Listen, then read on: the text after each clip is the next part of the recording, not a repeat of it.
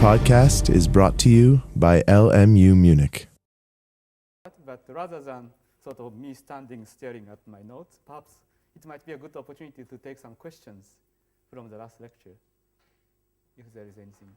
I remember during the exercise session yesterday, some of you asked questions, not about exercise, but also about the lecture I gave, which is a good thing. But if you have any other questions, I'd be happy to address that while waiting for other people to arrive in the last U-Bahn.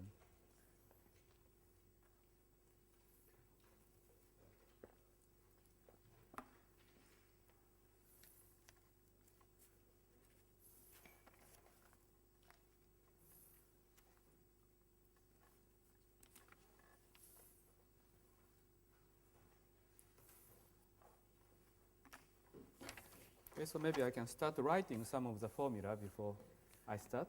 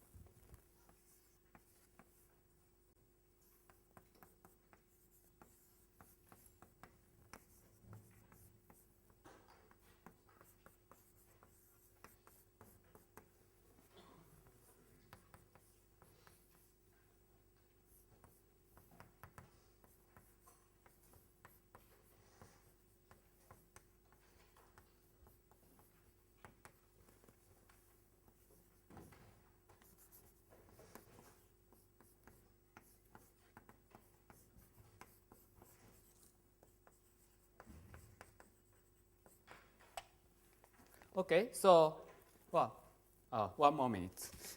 Excuse me.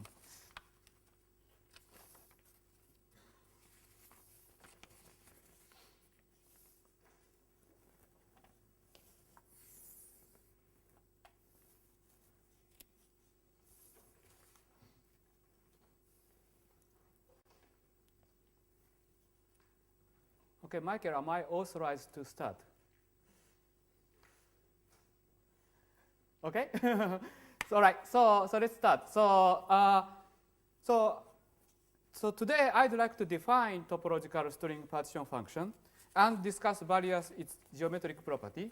And I would also like to go on to discuss the case with open string.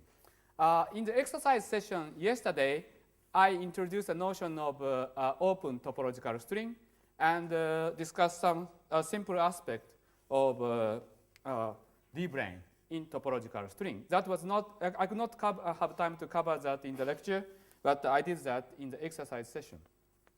Here I summarized some of the important basic identities that I introduced last time. These are the superconformal generators And in the case of A model, I use G plus and G bar plus to define BRST operator. And this is a part of the BRST transformation property of the A model variables. So in particular, if you require the field configuration to be invariant under BRST transformation, then the map X from Riemann surface to Calabi-Yau manifold has to be holomorphic. In the B model, it turns out that the same condition require X to be a constant map. So the entire Riemann surface gets mapped to a point in the manifold.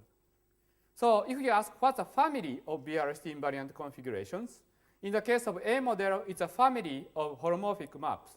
Whereas in the case of B model, it's actually the Calabi-Yau manifold itself. Because what are the possible constant maps? Well, every constant map is characterized by its image. So therefore, for family of BRST invariant configuration, in the case of B model, is the target space manifold itself. So this will become important in today's lecture, so I wanted to remind you about that. So now let's define partition function.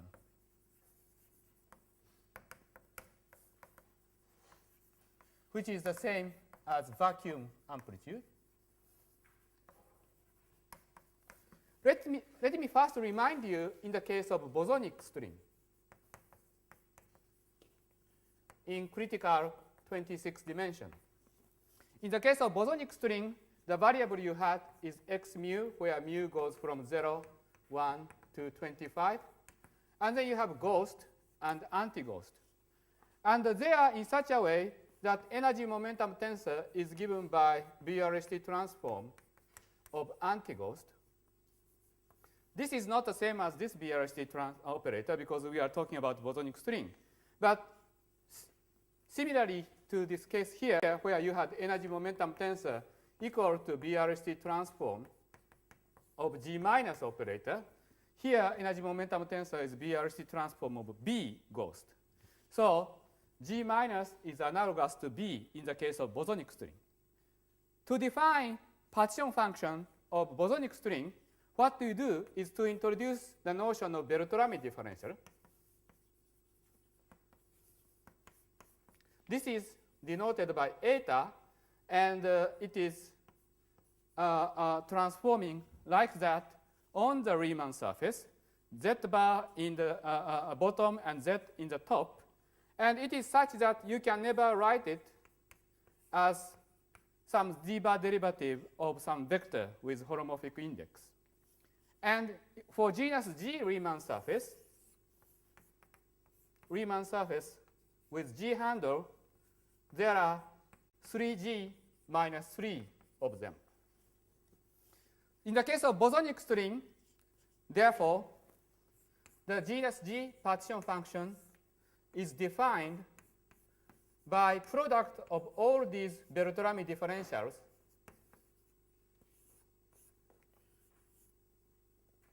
with product of energy momentum tensor. Remember, energy momentum tensor is a 2 tensor. So you can multiply T with eta to get something that you can integrate over Riemann surface. So you do that, and then you multiply complex conjugation. And then this is something that you can integrate over the moduli space of Riemann surface. The reason that this is a well-defined object is that you can identify Bertolami differential as an element of tangent space to the moduli space of Riemann surface, because basically Bertolami differential represent infinitesimal variation of the complex structure. Moduli space of Riemann surface is a space of complex structure of the Riemann surface.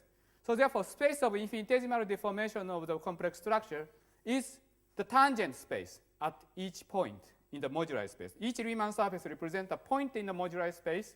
Its infinitesimal deformation represents the tangent space. So this is actually the multilinear map from tangent space to a number.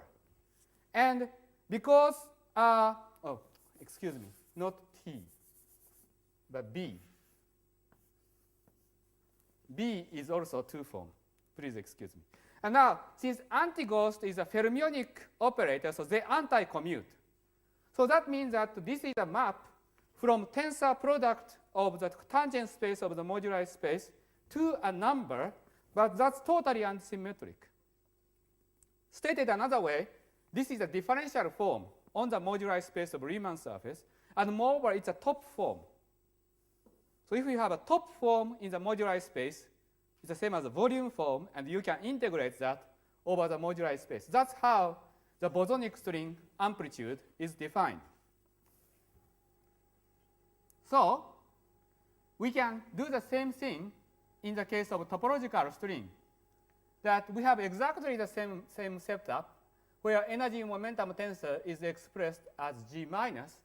So therefore, we can define for topological string f of G to be integral over moduli space of Riemann surface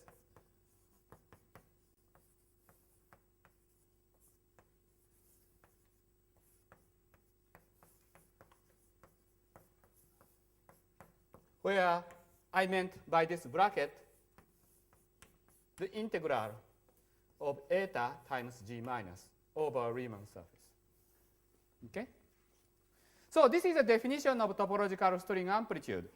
However, in order for this to be well defined, we know that for this to make sense, this has to be non-vanishing. And that's where the condition that you have a Calabi-Yau threefold comes in. Because in general, if the target space manifold is Calabi-Yau n-fold, we learned from the last lecture that the total amount of fermion number violation on the Riemann surface is equal to 3 minus 3g. So that means that for the left mover, you can only have non-zero vacuum excitation value when the total number of fermion number, total amount of fermion number that you insert on the Riemann surface is 3g minus 3.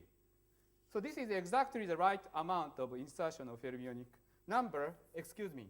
In general, it is 1 minus g times n for Calabi-Yau n-fold. So when n equal, so this is non-zero when n is equal to 3. When n is not equal to 3, you have to supplement this by inserting some other operator. But it turns out that for the case of Calabi-Yau threefold, the partition function itself can be defined in this way. So this is some special feature of Calabi-Yau threefold. Any question? Okay. So let me show you some of the formula which shows you the explicit expression for this topological string amplitude. Let's start with the A model. Yes, please. If you have K3 times T2 something on this form with higher supersymmetry, Right. can you still define FG in this way? You can, but you get extra fermion zero mode, so you have to insert some other operator to absorb it. So this is something that I also studied some years ago. In that case, you have enhanced supersymmetry, so you have more operators that you can use to insert. So you can define it, and you can also have interpretation of that in the context of type 2 string. That, although I do not have time to cover that, but thank you for asking that. But so in any case, so in other cases like the case of K3 that Dieter just asked, you can still talk about observable in topological string, but you just have to consider different sets of observables. So in the case of A model, as I said over there, the invariant computation can be expressed as sum of holomorphic map from Riemann surface to Calabi-Yau manifold.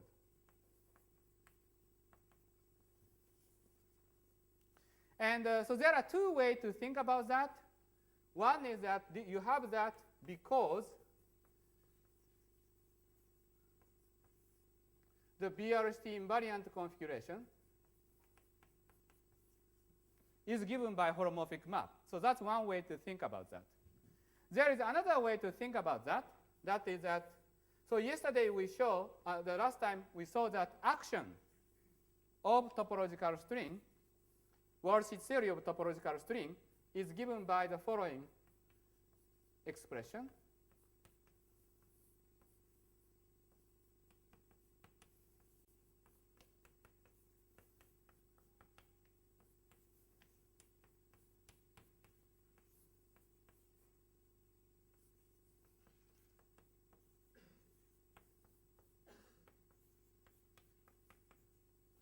Plus some other terms that involves fermion. So this is the expression for the worldsheet action for of n equal to superconformal system, where T is a Kähler moduli, complexified Kähler moduli. This T represents the BRST invariant deformation of the worldsheet theory, whereas T bar represents BRST trivial deformation. So therefore, if your computation is BRST invariant, the result of your computation should be independent of T bar. It should depend only on T. Now, when you define amplitude, what you do is you exponentiate the action and path integral over fermion and bosons. So if you know in advance that the result of your computation is independent of T bar, you should be able to attach any value for T bar and evaluate it, and then you should get the right answer. So in particular, you can choose to take T bar goes to infinity. If you do that, it's clear that this path integral should be dominated by sum over holomorphic maps, because T bar is multiplied by something that is non-zero when the map is holomorphic, or map is not holomorphic, when del bar of x is not equal to 0. And moreover, this actually combination is positive definite. So therefore, it costs you lots of exponential e to the minus x. It costs you lots of exponent if we want to keep this non-zero and T bar goes to infinity. Namely, stated another way, non-holomorphic map from Riemann surface to Calabi-Yau is exponentially suppressed in this path integral in the limit of T bar goes to infinity. So if you know that your computation is independent of T bar, then if you take T bar goes to infinity, only holomorphic map from Riemann surface to Calabi-Yau manifold contribute. So that's another way to understand why topological string amplitude in the case of A model is expressed as sum over holomorphic maps. So given this, let me write down the expression in the case of genus 0. So in the case of the case of genus 0 is special because in that case, actually, total number of fermion number violation is 3. So you don't insert any of G minus operator, but you have to insert some operator which has positive fermion number. So the way you can do that is to insert the 3 operator phi a at any point. It can be inserted at any point because of the conformal invariance. It doesn't matter where you insert on the sphere. So genus 0 means you have a sphere, and you put operator at 3 points. And this phi of a, as I defined last time, is equal to this. And this has fermion number 1 for both left mover and right mover. This is often written as Yukawa coupling. It is Yukawa coupling because, in fact, this is exactly the same combination, the same quantity that appears in the computation of heterotic string compactification, where this serves the role of Yukawa coupling. And this can be expressed as sum over holomorphic map. Most trivial holomorphic map is a constant map. So constant map is an example of holomorphic map. So there is a contribution from constant map to begin with. What is a space of constant map? As I said, space of constant map is the target space manifold itself. So the first term you get is an integral over the target space. So target space is complex 3 dimension. So if you wedge 3 1 form, that is 3 form that you can integrate in the target space. And then there are contributions from sum over holomorphic maps.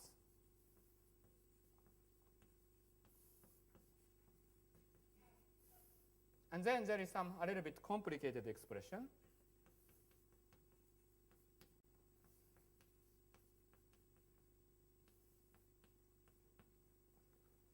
Sum over n, where this symbol, capital N of n0, is the number of holomorphic map.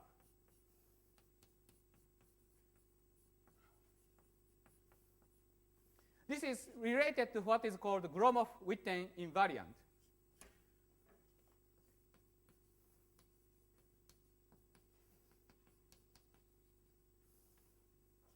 And n is sort of degrees. Basically, it is telling you how many times this holomorphic map wraps around the various cycles.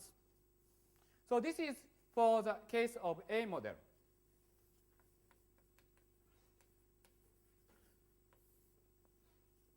In the case of B model, the computation is even simpler because the BRST invariant configuration is just constant map. So in the case of B model, again for genus 0, the 3-point function should be expressible as integral over target space manifold itself. So suppose the target space manifold of A model is M, and target space manifold of B model is M prime. Okay? So in the case of B model, analog of this quantity, so here this K of A is an element of H11 of M. Analogous object in the case of B model, eta, which is an element of H21 of M prime.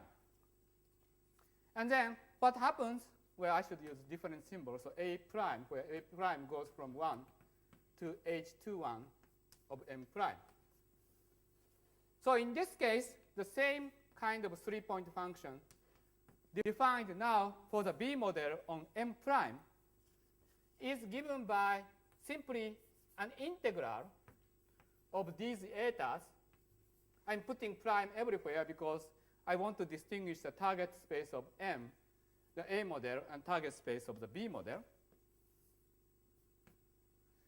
And so if you multiply these things, well, you have too many indices because this is 2-1 form.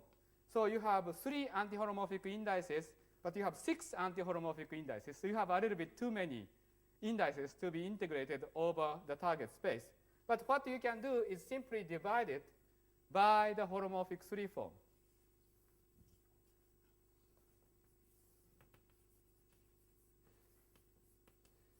So then you get 3 forms that you can integrate on the target space. So this is a B model genus 0 amplitude. Mirror symmetry means the following. So suppose you have suppose M and M prime is a mirror partner. The way I define mirror symmetry is that if M and M prime are mirror partner, A model for M is equivalent to B model on M prime, in which case this computation should be related to this computation. But as you can imagine, this computation is much easier to do in general than this computation because this is an integral. This is something that you can define in classical geometry, whereas to compute this computation, to compute this quantity, you have to compute the Gromov-Witten invariant, which is much more transcendental. So this surprised the mathematician because you can do this computation to do this non-trivial computation. In the lecture note, actually, I showed you how you can actually do this computation by doing what is called the period integral of holomorphic 3 form. Unfortunately, I don't have time to explain that, so I recommend you to take a look at my lecture note. And also, it is explained, I believe that we have handed out a copy of my Takagi lecture. You did not? Okay. If you could do it today, that would be great. There is also my written lecture notes from a couple of years ago where it is also explained in detail what that is. Okay. So that's for genus 0. We can also discuss higher genus, but the situation in higher genus is slightly different and is more interesting. It is a bit different because so I have to figure out how to do it. It's a bit different because what I just said for genus 0 does not strictly apply because there is some slight anomaly for the topological invariance, namely the BRST invariance.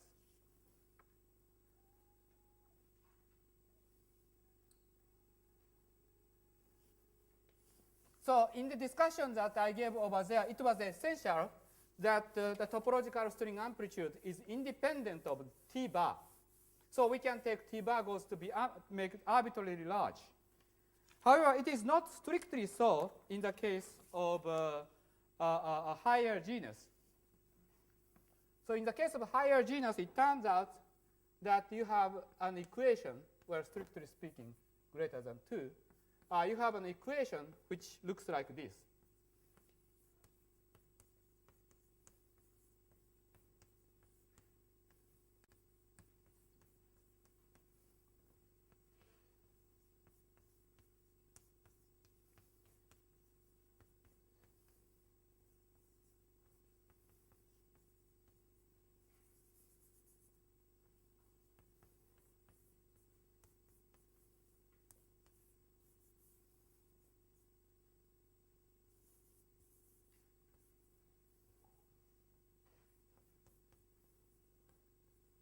You have some kind of recursion relation between the topological string amplitude of various genera. So if you want to, if you compute the anti-holomorphic dependence of the topological string amplitude is not precisely holomorphic. Unlike the case of genus 0, for example, it was a holomorphic function of T.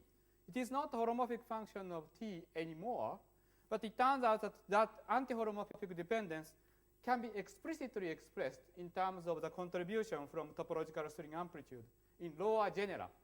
So recursively, you know the anti-holomorphic dependence. So even though it is not precisely anti-holomorphic, but its anti-holomorphic dependence is completely controlled. So in particular, if you know f of g at t bar goes to infinity, then you can use this equation to determine the T bar dependence. So this is as good as knowing that it is as good as f of g being anti-holomorphic. Basically, you can subtract the contribution from like that to determine, to make the f of g holomorphic. And moreover, in this limit, f of g can be expressed as sum over holomorphic map. And in fact, here is an expression.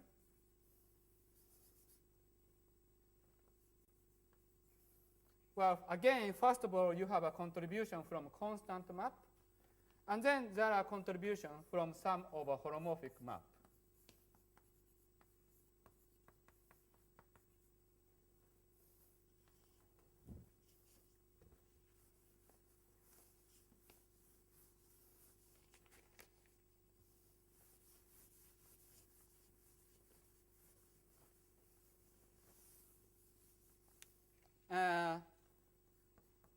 So where this number is actually the number of holomorphic map from Riemann surface genus G to the target space manifold. And there are some small additional contribution coming from some degenerate Riemann surfaces. This chi of m is Euler characteristic of the target space. C is some topological computation that you can do. It is actually Chern class of so-called Hodge bundle of a moduli space of Riemann surface. And so you compute certain topological invariant of the moduli space of Riemann surface. So this is an expression that you can deduce for a model in the limit of t bar goes to infinity. And once you know that t bar, well, since t bar dependence is controlled by this equation, so you know about topological string amplitude. In fact, this equation is quite powerful, and you can actually iteratively solve this equation because this is a recursion relation for genus to compute topological string amplitude. And in fact, it has been demonstrated that you can solve this even for compact Calabi-Yau manifold. recursively to determine f of g to quite high genus. In fact, to this day, for compact Calabi-Yau manifold, this is the only systematic way, solving this equation is the only systematic way of determining topological string amplitude. And there is a similar story in the case of B model, but in view of the time, I will not be able to discuss that. So that's, yeah, yes, please have a question. Well, so what is shown by Albrecht claim and the collaborator, for example, is that indeed, well, since this is del bar equals 0 equation, so you can always have ambiguity of adding some purely holomorphic object. But in the case of compact Calabi-Yau, what happens is that you know the moduli space of Calabi-Yau well enough, and you know how the, this object should behave near various singularity of the moduli space. So that's, that requirement, that condition, determine possible choice of so-called holomorphic ambiguity. And he has demonstrated that in the case of quintic hypersurface in Calabi-Yau case, you can actually determine f of g up to something like genus 51 or something like that. And there is some indication that with some a little bit more knowledge, you may be able to go a little bit further. So for any practical purpose, actually, there is a sufficient knowledge to determine, to actually determine what you may call the integration constant of this differential equation. Any other question?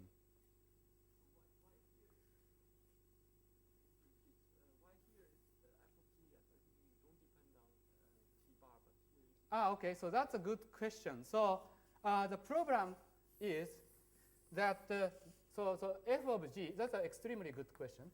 And the reason is that, so I define topological string amplitude essentially in this way, right?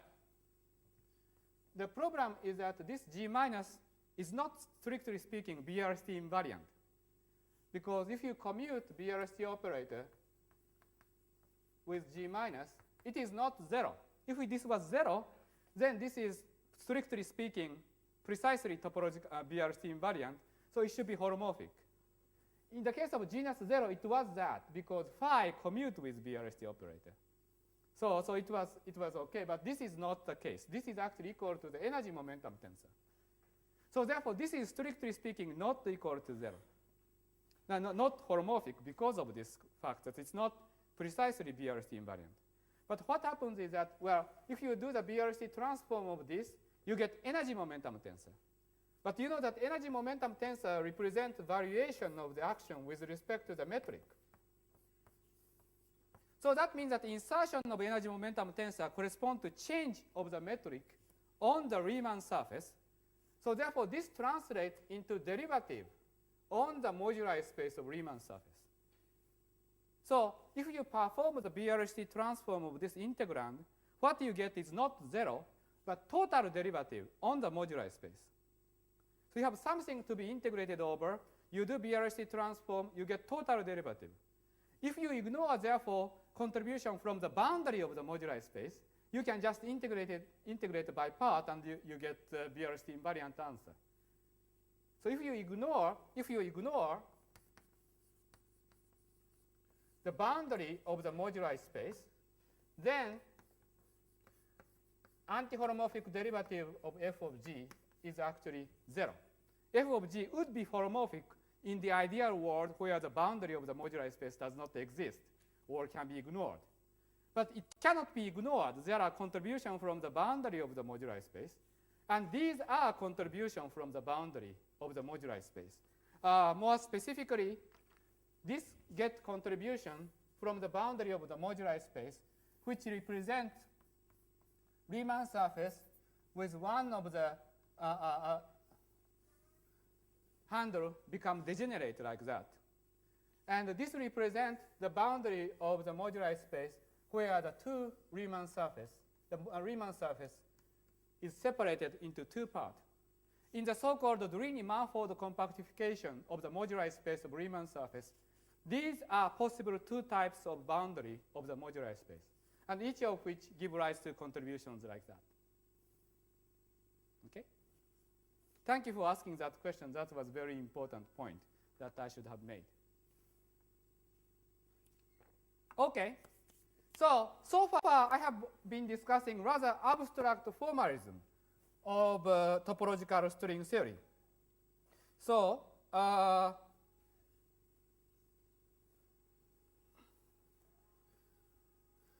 I would like to start discussing some specific Calabi-Yau manifold and specific computation of topological string amplitude. So in the next 30 minutes or so, what I would like to do is to give you a tour of some of Calabi-Yau manifolds that you can actually put your hand on explicitly. So these are mostly non-compact Calabi-Yau manifold. Compact Calabi-Yau, discussing compact Calabi-Yau is the more difficult thing and require a lot more preparation. But what we can do is decompose compact Calabi-Yau into various parts and pay attention to some local property of Calabi-Yau. That's what I would like to do now. And of course, it's very non-trivial question of how to combine this information about the local construction of Calabi-Yau to make a global whole. And so let me give you a little bit of tour of various types of Calabi-Yau.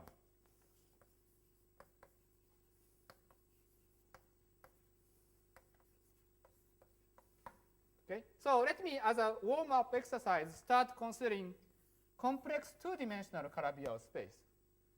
In the case of compact, this is often called the K3 surface, but I only look at the local aspect of Calabi-Yau.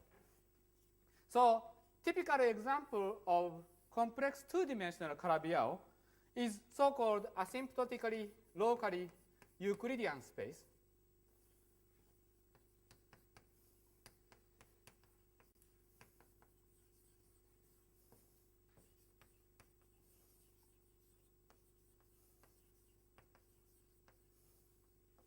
Namely, that you have a metric which is non-compact, and toward infinity it becomes flat.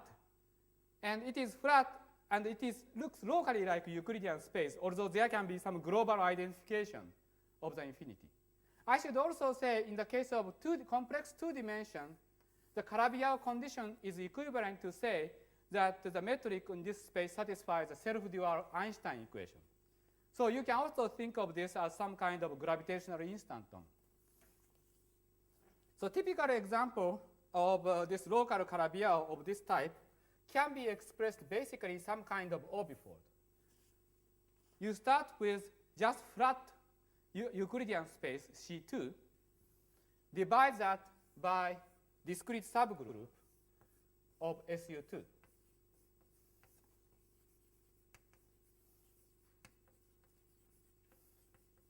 So for example, Zn is an example of discrete subgroup which rotate the holomorphic coordinate of C by the root of unity. This is an orbifold, so you have a singularity, conical singularity at the origin, which you have to resolve appropriately. So you have to resolve the orbifold singularity.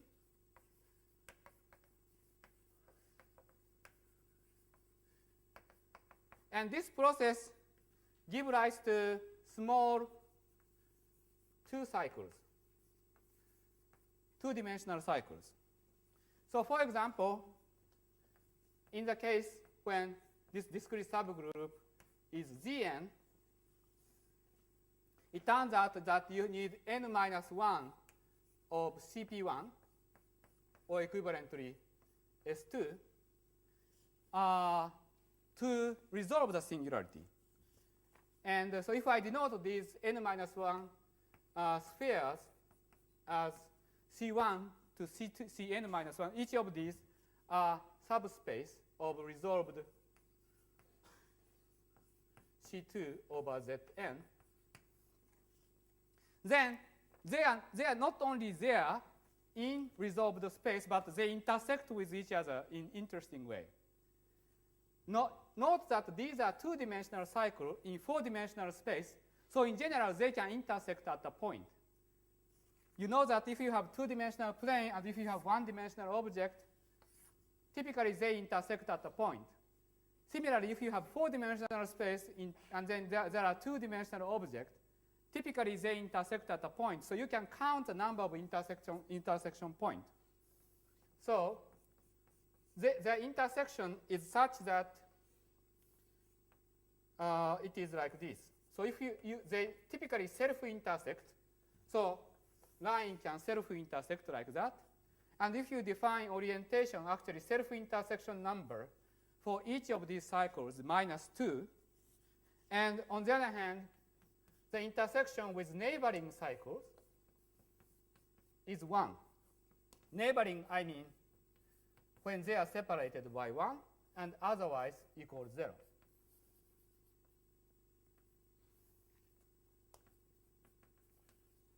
So if you line up these n-1 cycle and write this as some kind of matrix, so you can write it as a matrix, then you may recognize that this is actually nothing but Cartan matrix.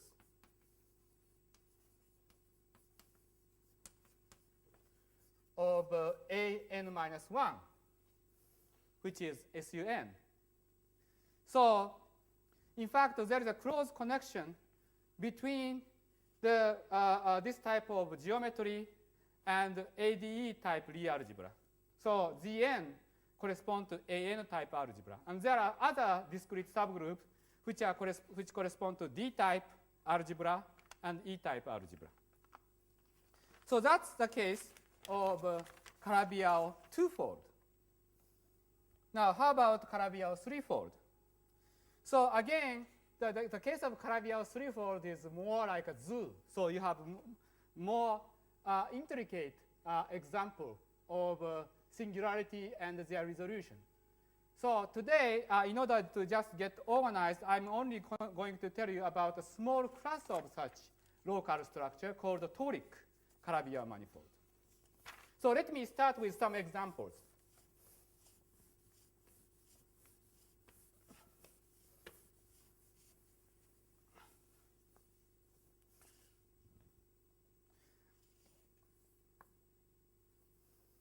So local Calabi-Yau threefold. So the first example I want to tell you is so-called local CP2. I assume you know about CP2. It's a projective space. So you start with C3. So you have coordinate Z1, Z2, Z3. And then what you do is to make identification that you can have a complex number Z. And then you can multiply that to everything. So you can introduce this equivalence class. And you divide C3 by this equivalence class, and that is CP2. So this is the definition of CP2. So it's a complex two-dimensional manifold. It's not rich flat. In fact, it has a positive curvature. So this is not Calabi-Yau.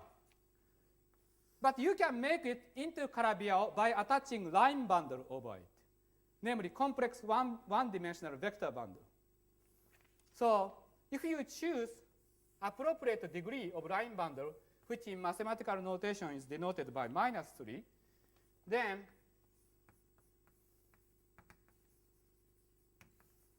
what this amount to doing is that if you consider total space of line bundle, it's now a complex three-dimensional space.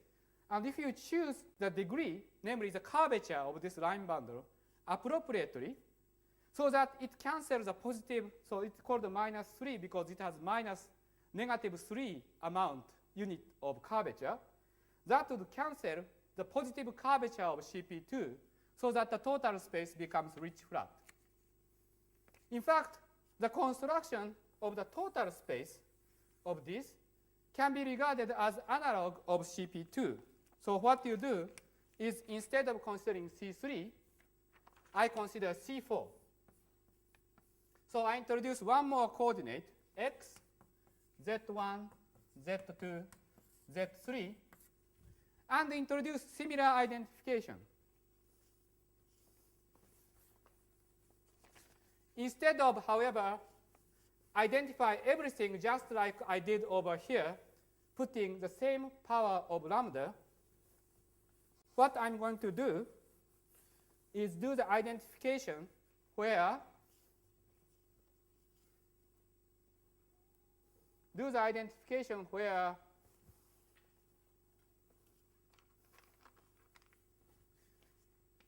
the first coordinate x is multiplied by lambda to the -3. Second coordinate is multiplied by lambda, third and the fourth.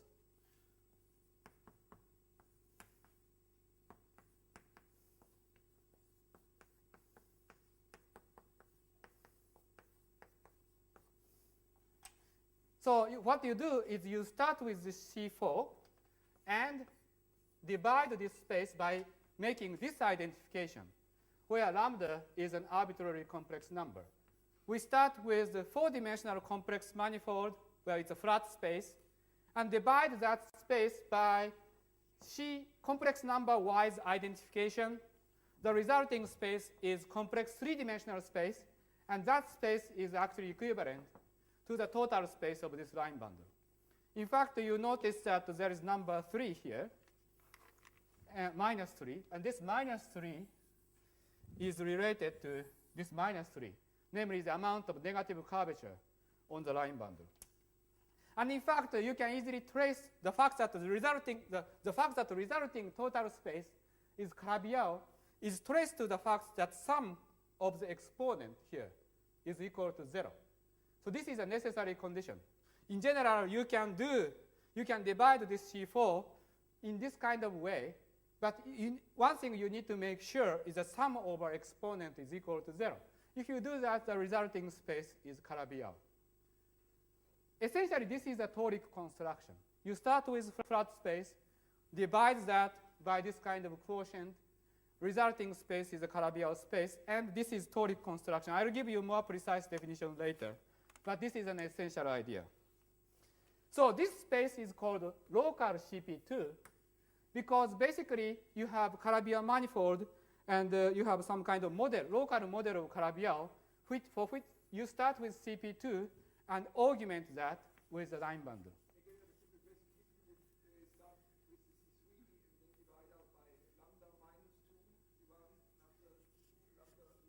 Yeah, so you get the local CP1 with O -2 or something like that, which is a model of K3, local model of K3.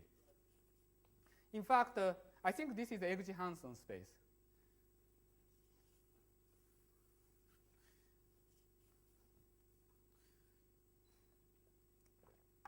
So you can do other things.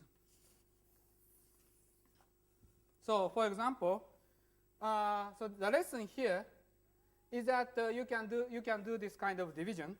And so for example, you can consider other things. For example, you can start with same C4, but you can divide the coordinate into two kind of things, x1, x2, z1, z2, and then make the following identification. Lambda -2, lambda -1 x1, lambda -1 x2, lambda z1, lambda z2, being equal to x1, x2, z1, z2. So you see that again, this satisfies the Calabi-Yau condition because exponents sum up to 0. But it's a bit different from this kind of identification, and you get a different space.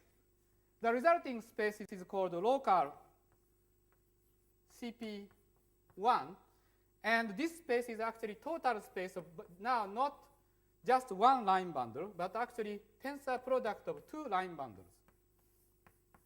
So in this case, the base is just CP1 as opposed to CP2. So the base space is now complex one-dimensional, but fiber is two-dimensional. It's actually tensor sum of two line bundles, each of which carries negative curvature. This space is also known as resolved coniform. So this will show up later, so let me just introduce that for now.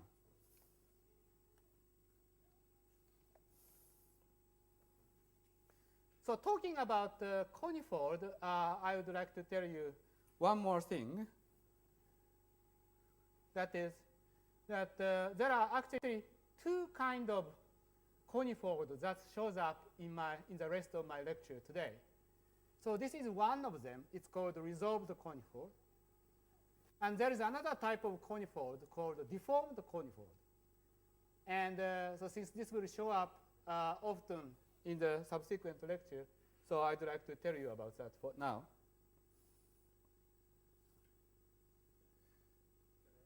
Sure.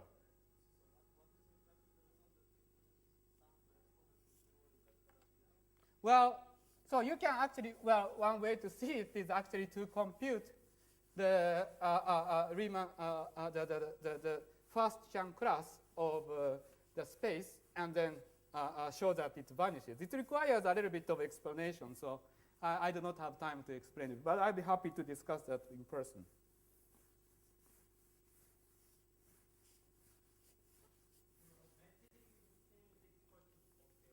Beg your pardon? For local space, it is possible. For compact Calabi-Yau, it is difficult. For local one, actually, you can compute the metric because you can compute the metric by so-called symplectic reduction procedure, which I'm going to explain, actually. The problem is to find the metric for compact Calabi-Yau, which is difficult. So let me clarify a little bit of the notion of conifold. So here I talked about resolved conifold. So conifold is this kind of space. You start with C4. So you have 4 coordinates. And then you write down the following equation. So where mu is a parameter.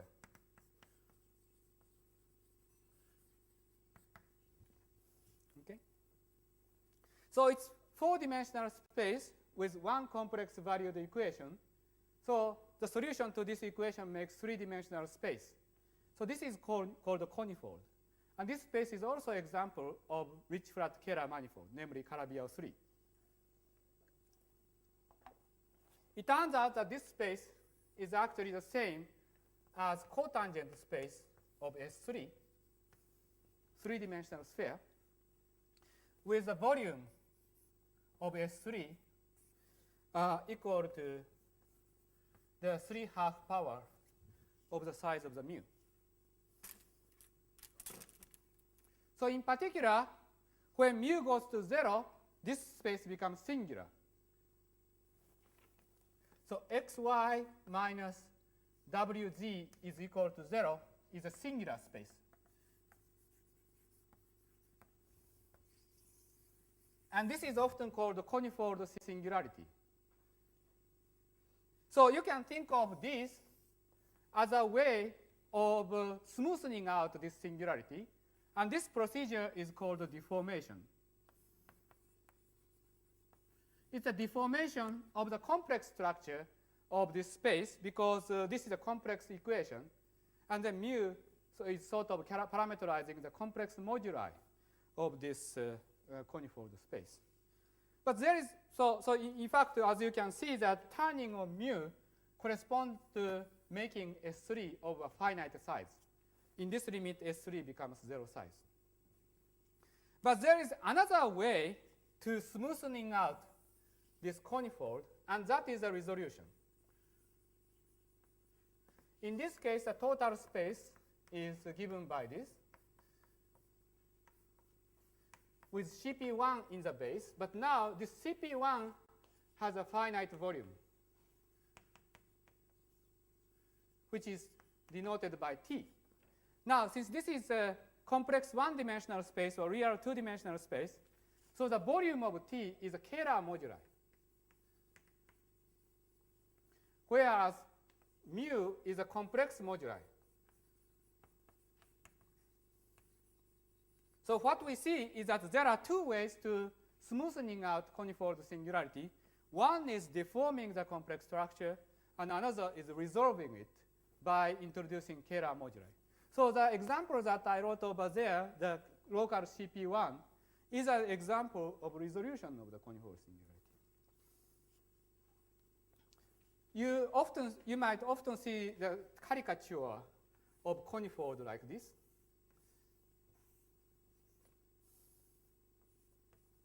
So this is a sort of caricature of conifold where you have S2 and S3 in the game, both of which vanishes at the tip of the conifold singularity.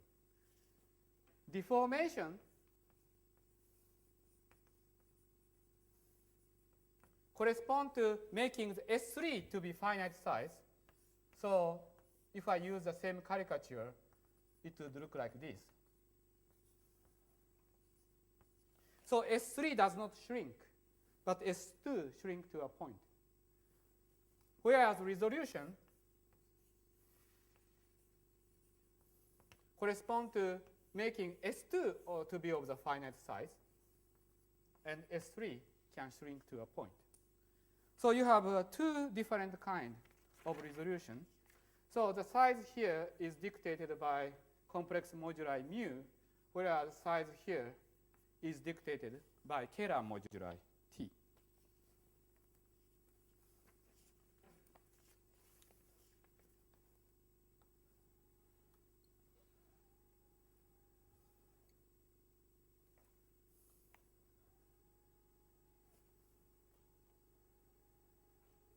Okay, so now I think we are ready to talk about the general Toric Calabi-Yau manifold. Yes, please.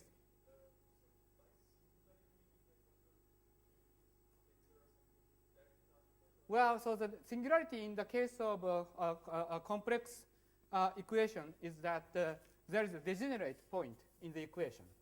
That is that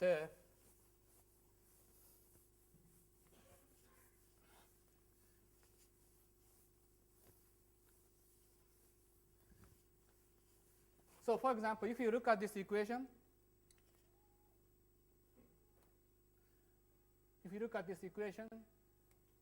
you can actually factor this equation. You can write this xy minus wz as a product of two functions. You can easily show that. And so this is equal to 0 becomes two separate equations. So therefore, the geometry gets separated into two parts. The caricature one often draw is that you have before, for finite mu, you have a curve which are sort of continuously connected like that, which gets separated into two parts in the limit of conifold singularity. Another way to say it is that you can think of this as some subspace of C4, right? So this is the subspace of C4 determined by this equation. The question is whether that's smooth embedding. And that requires that the equation characterized that has non-singular behavior. For example, determinant not equal to 0. You can show that in this case the determinant vanishes at some point.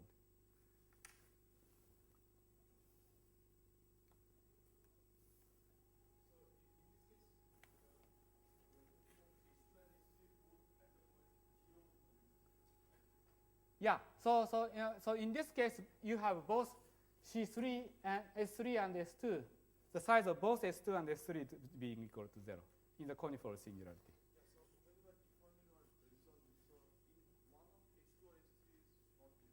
The other one remains 0, but it doesn't mean that the space is singular. It just means that you don't have a corresponding. So in fact, this changes the topology, because on the left side, you have homology 3 cycle, but there is no homology 2 cycles.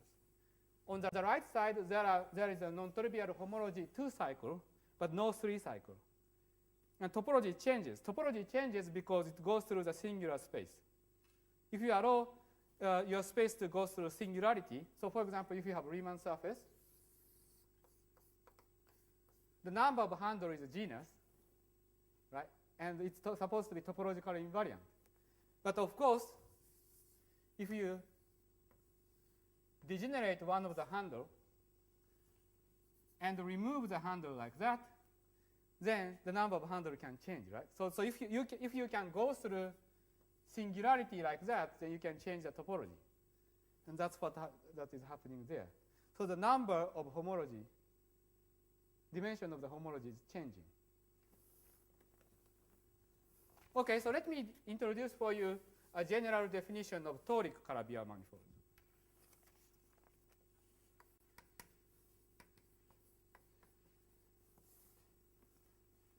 Okay, so what we do is start with C of n plus 3. Well, to be precise, I would like to remove 0. So I didn't say that over there, but for example, in order to define things like that, you have to remove 0 also. So then element of that is given by a set of n plus 3 numbers, which are not 0 simultaneously. And then what I'm going to do is to divide this by some product of U1s. Well, since you want to end up with complex three-dimensional space, so you divide by 3 U1, n U1. Just like there, we are dividing in each case, we are considering division by, start with C4 and divide it by 1 U1 symmetry. Here, I'm going to divide by n U1s. So in order to divide by U1 symmetry, we have to assign charges. So what I'm going to do is to say that each Z1 has charges Q I1, Q2, Qi2 to Qin with respect to each one of these U1 symmetry. So this is a gauge symmetry, so that means that each U1 symmetry kills 2 real degrees of freedom, or 1 complex degrees of freedom, so that you end up with complex three-dimensional space. So you think of this as a gauge symmetry.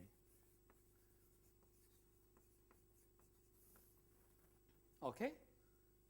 So you divide this. So what you do is to identify Zi to e to the sum of Qia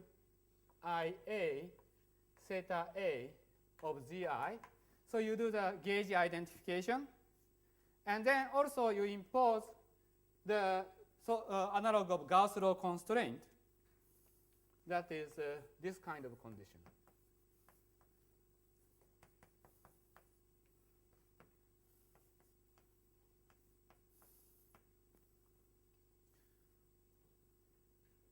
So this is an analog of Gauss law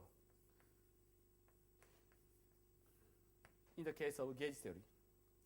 So in this way, each U1 degrees of freedom kills 2 real degrees of freedom. So you land on complex three-dimensional space. So let's do the example. So in the case of local CP2, so that was the original way of defining local CP2. This starts with C4 divided by that symmetry. So you can think of this symmetry lambda as U1 symmetry. So what we do is we have Z0, Z1, Z2, Z3, which is slightly different notation from that one. I had X and Z1, Z2, Z3, but I just rewriting X as Z0. And then we do this identification.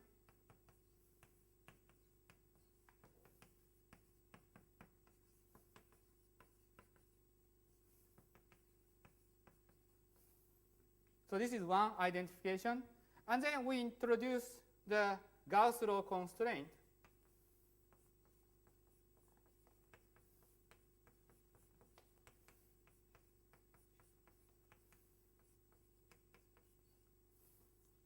Okay. And so the resulting space is the same space as we looked at over there.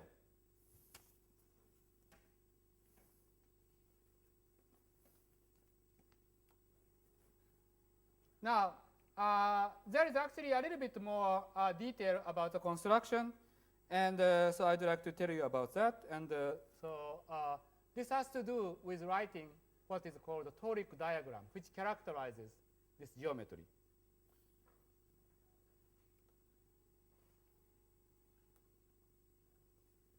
So it goes like that.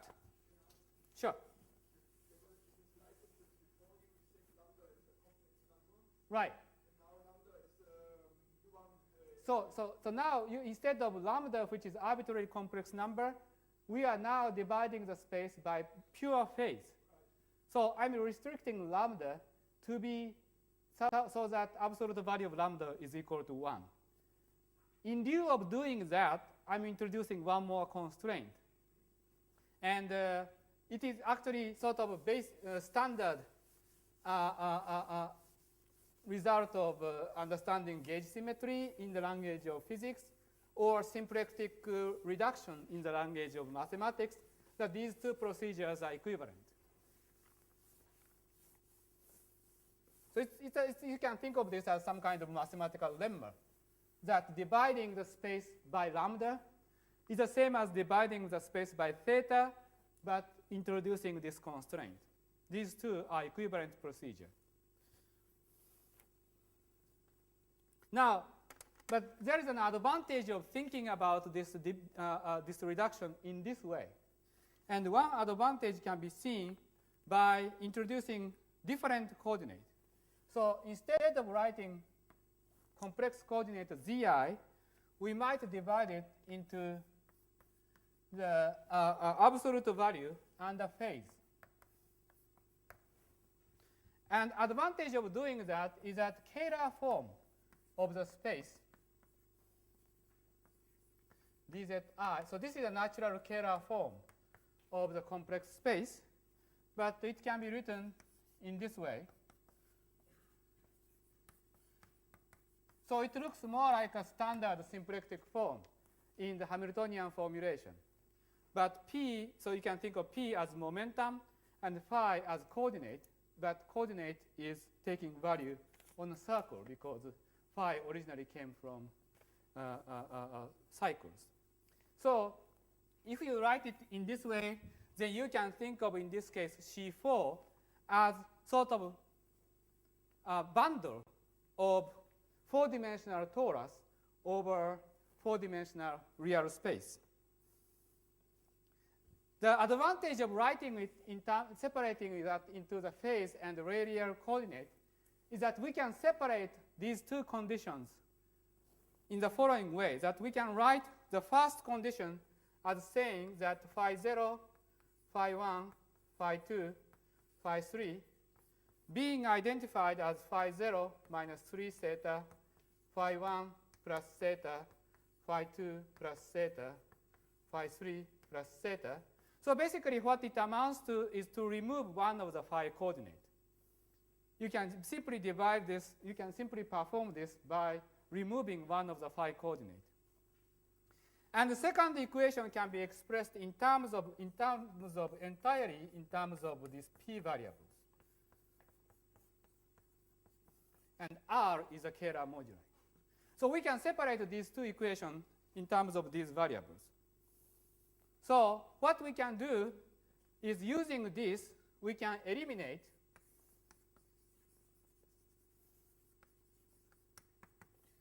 phi naught and p naught. So we can think of this as a space of p1, p2, p3, and over the space of p1, p2, p3, you have torus bundle parameterized by phi 1, phi 2, phi 3. Okay? But p1, p2, p3 cannot take arbitrary value. First of all, p1, p2, p3 has to be positive because it came from this definition. But moreover, p naught has to be positive. So that means that the sum of p1, p2, p3 has to be positive. So you have these two constraints. Conversely, if p1, p2, p3 satisfies these two constraints, then you can find p naught that is also positive. So that's a space of p's. And the space, so if you consider so p1, p2, p3 takes a value in this positive domain of the Euclidean space. But you have this, so these three conditions mean that you are in this kind of positive octant. But then you have this one more condition. This one more condition means that you have to remove the corner and then draw this kind of thing. Okay? So you just remove the corner because the corner is not there. P0, P1, P2, P3 cannot be simultaneously equal to 0 if R is positive. So this is a space of P1, P2, P3. And over here, we have T3 fibration, parameterized by phi1, phi2, phi3. So this is one way to visualize this toric manifold. You have a base, which is part of the octant, and then you have T3 fibered over it. Moreover, this T3 torus degenerate at each one of these lines. Because, for example, so if you are sitting at P1 axis, what this means is that P3 and P2 vanishes. So that means that the length of the cycle corresponding to phi1 and phi2 vanishes. If you are, say, for example, on this P1 and P2 plane, then it means that P3 is 0. So again, one of the torus vanishes.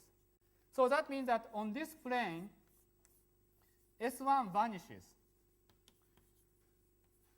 And on this over here, S1 cross S1 vanishes. And then when 3 lines meet, then the 3 cycle vanishes. So basically, this kind of you can think of this as some kind of combinatorial diagram, which shows how this T3 fiber degenerates. And that carries the essential information about Toric Calabi-Yau. In fact, you can reconstruct the geometry of toric diagram from this kind of combinatorial data. And so this is what is called a toric diagram.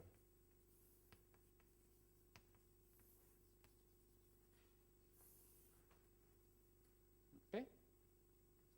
So this is an explanation of toric diagram in the case of local P2. So the exercise that you are supposed to do for this afternoon is to repeat this in the case of local CP1.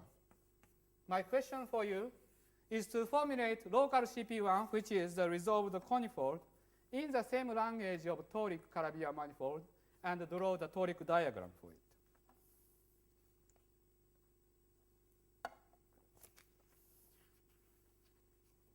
Okay.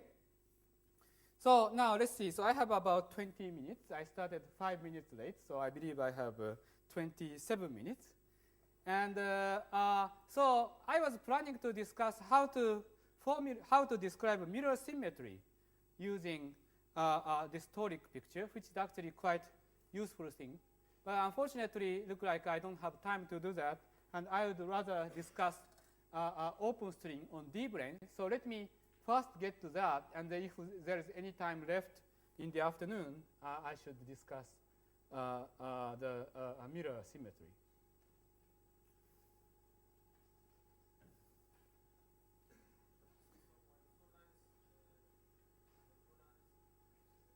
Well, if you have 2 planes, in each plane corresponds to degeneration of one of the cycles. So if 2 lines meet at the two planes meet at the line, there are 2 cycles degenerating. Sorry? If 3 planes meet, then entire T3 degenerates.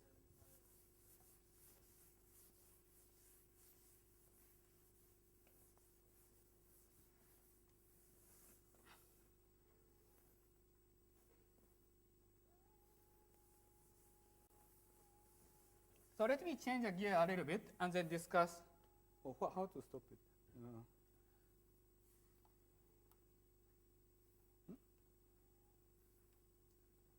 It stopped working. I'm afraid I broke it. It's a proof of theoretical physicist. Okay, that's a good point. I think I completely broke it. So let's discuss D-branes. So remember that in the exercise session yesterday, we discussed that D-brane in A model correspond to Lagrangian 3 cycle.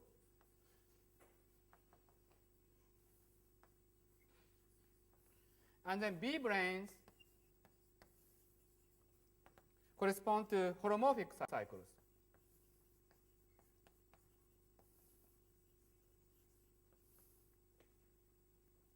And then if you have D-branes, then you can have open string ending on it. If you have several D-branes, then there can be also open string going from one way to the other. Great thing about D-branes, the open string, is that you have a string field theory.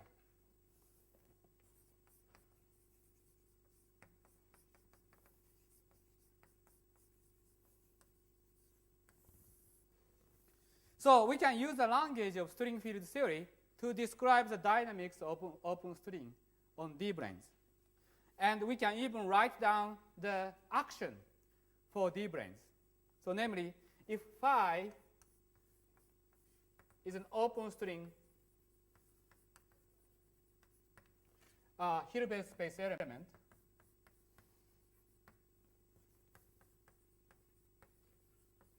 so suppose, so if you have open string, you can define Hilbert space of open string. And then you can define a state vector in this Hilbert space. And then what you do is just write down the action as Witten did, as the Chern-Simons theory.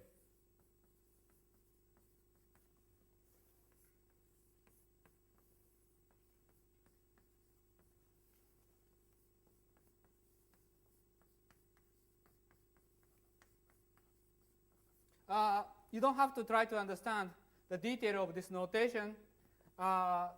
Please just understand that there is a way to write down the function based on the Hilbert space of the open string, and then just write down this cubic action. And what is known is that if you perform the standard functional integral procedure for this Hilbert space, for this action, you can generate actually topological string amplitude, open string amplitude. So this is a very good thing, that you can have an action, which is a wonderful thing. And there is an even, the structure is particularly nice in the case of topological string, because this action, which is in principle is a very complicated thing to deal with in the actual string theory, leads to some simple field theory in the case of topological string. So this was discussed in the famous paper by Ed Witten in 92. So he pointed out that in the case of topological string, and this is amazing because this paper is much before actually D-brane became a popular subject, which is like 3 years after this, that he pointed out that this Lagrangian, this action of string field theory becomes familiar one if you consider topological string. And the reason is the following. Suppose you have B model, then what happens is that in the case of B model, physical configurations are just constant map. So that means that all the string collapse to a point. So it is actually point particle theory. So therefore, the string field theory becomes a standard local field theory. You don't have to deal with a string function R, but just use the standard field. Yes? But if we are considering the theory of particles, shouldn't the Riemann surface collapse to like graph? Yes, exactly. So that's why you get standard Feynman graph. So string theory, you have sum over, that's a very good point. So in string theory, you have sum over Riemann surface, but then it's collapsed to a Feynman diagram. And in fact, you can write topological amplitude in B model as sum over Feynman diagram. That's why, that's another way to say that you have a field theory description. In the A model, in the case of A model, it is potentially complicated because now you don't have this kind of reduction to local field theory in general, but it can still be simplified.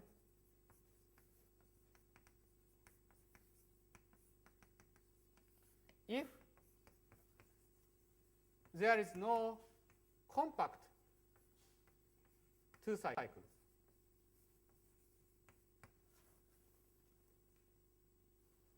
Because that means that there are no Kähler moduli.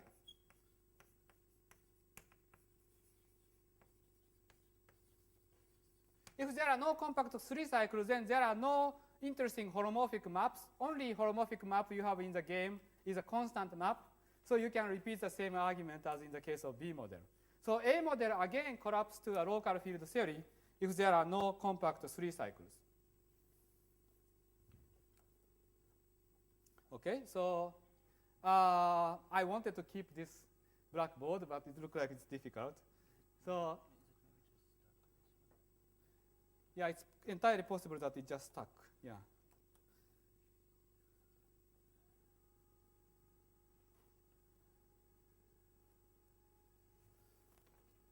Oh, this works. Oh, maybe I was just pressing the wrong button. Oh, good.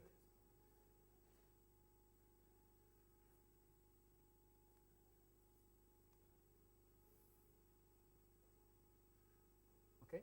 So let me give you an example.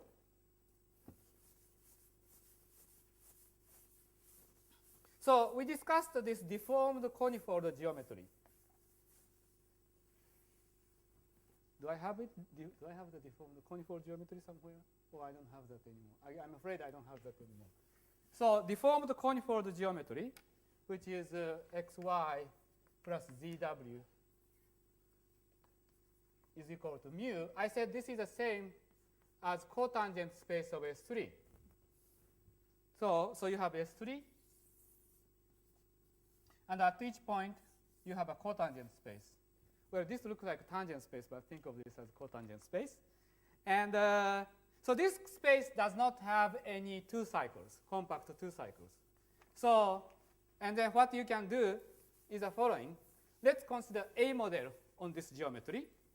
And in the case of A model, the base of this cotangent space, namely S3, is a Lagrangian.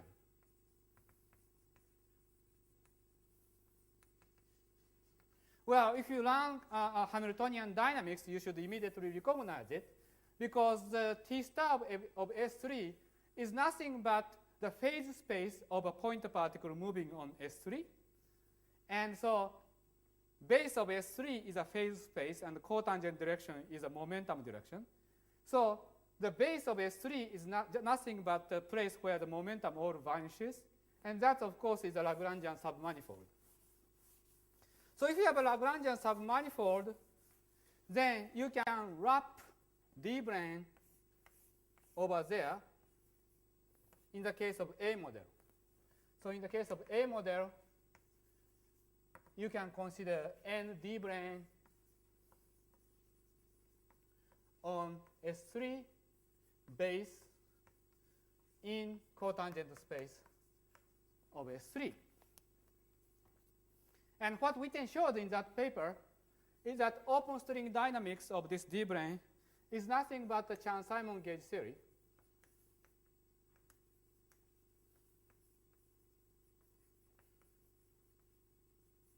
On S3 with gauge group UN.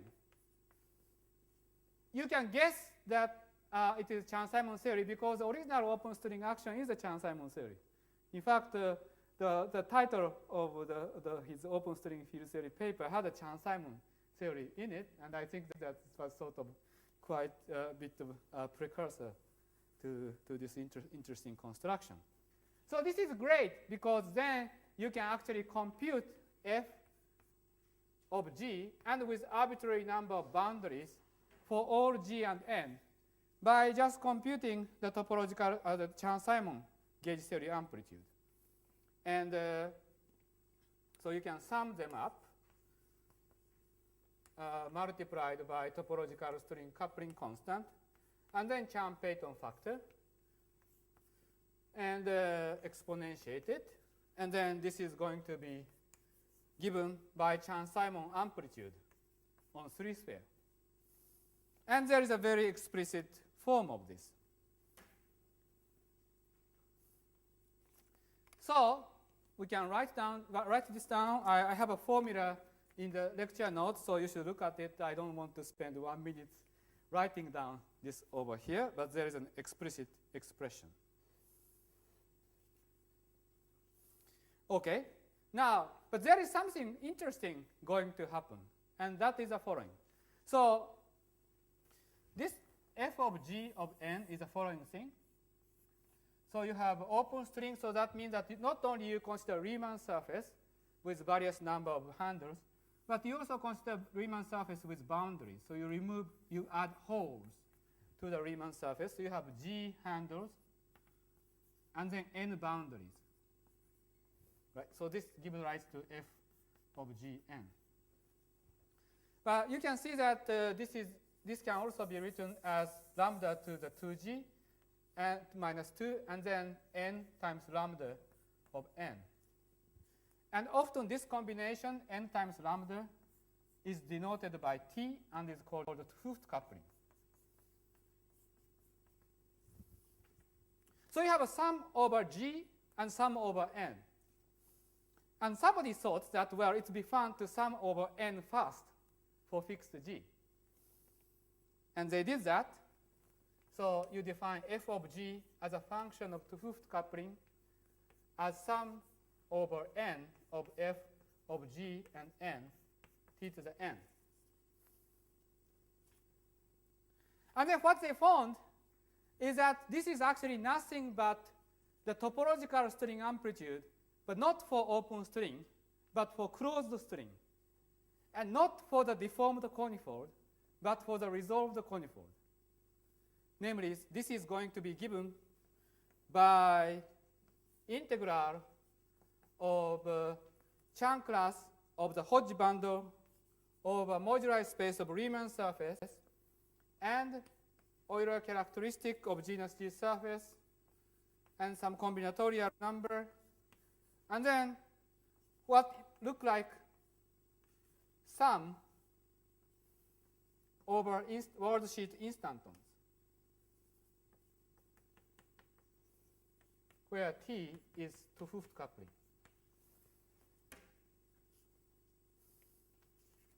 And one recognizes that this expression is nothing but the closed topological string amplitude on resolved conifold geometry. So this was an observation made by Gopakuma and Buffer. So what's going on? Well, this is an example of actually large N duality. For example, ADS-CFT correspondence is an example of that. But this is another example of the large N duality between open string and closed string.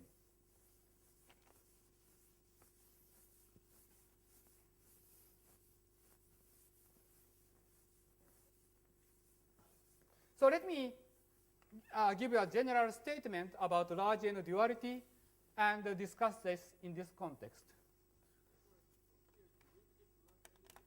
I'm not taking large N limit. Well, in some sense, I'm taking large N limit in the sense that this is an asymptotic expansion in lambda. So this is assuming lambda to be small, but then t to be finite. If you want lambda small, t to be finite, n has to be large. So it is in that sense large N expansion. But in fact, I mean, large N expansion is somewhat of a misnomer because you still have lambda expansion. Okay? So what is going on? So we have this large N duality.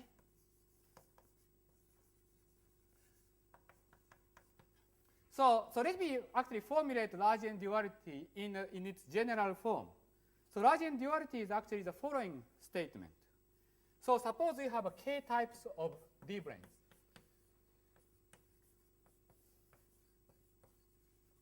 So here there is only one type of D-brane, but in general, for example, in the case of A model, there can be several different homology 3 cycles, and you can have several different type of D-branes wrapping on them. So then, in general, topological string amplitude in that case should be of this form, where you have genus G Riemann surface, but then you have boundary N1 boundaries ending on D-brane of the first type N2 boundary ending on D-brane of second type, and K boundaries ending on D-brane of K type. So in general, topological string amplitude can be characterized in this way. Then what one does is to define f of g as sum over these number of boundaries.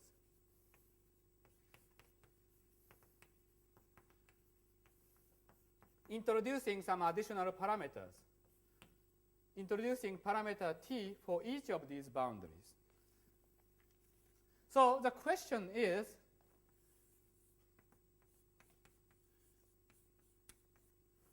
what is f of g? Is there some family of Calabi-Yau manifold?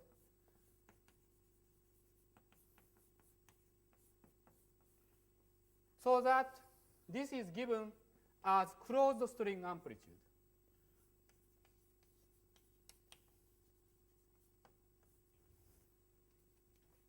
So that's a general question. And if the answer to that is affirmative, we say that there is a large n duality between open string and closed string. Okay. So, so here, this is an example of that, because you started out in the graph that I had over there. We have S2 and S3. Initially, we put n D-branes over there. And then I define f of g of n. And it turns out that it is given by another closed string on another geometry, where this t is related to the 2-Hooft coupling on the other side.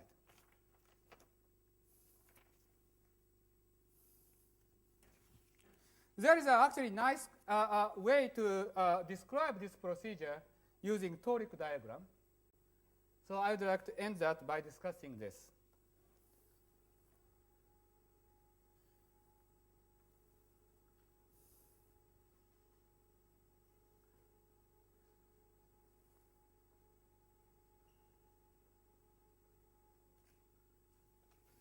Okay, so in the case of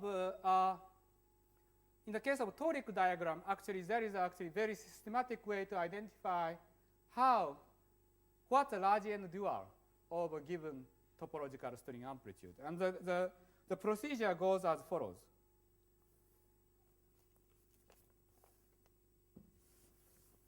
So first, I'm going to give out an answer, partial answer to the exercise problem that I assigned to you to do in this afternoon, because I have to use that. And then the purpose of exercise is to verify that. That is a Toric diagram for the resolved conifold geometry should look like this. So this is a Toric diagram of the resolved conifold. Okay? So, and this T is the size of the resolved two-sphere. When the size of the T becomes small, we have this simple crossing. When T becomes negative, it actually gets switched to become like this. When T is negative, it becomes like that. When T is positive, it goes like that. This is called flop transition. This is different from the transition that we talked about earlier. This does not change the homology class, but recombine the combinatorial data of the toric space.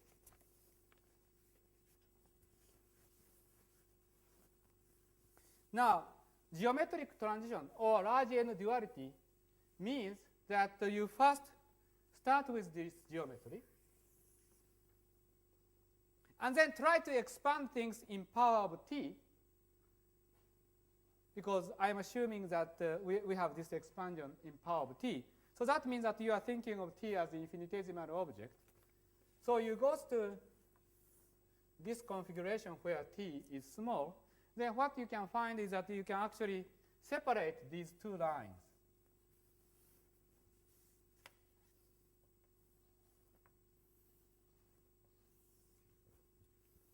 And connect them So visually, you actually, so initially this is drawn on two-dimensional plane, but you separate that in three-dimensional space, and then connect them by 3 cycles. So this is a two-dimensional sphere. You now have this three-dimensional sphere. And so this describes the deformed conifold.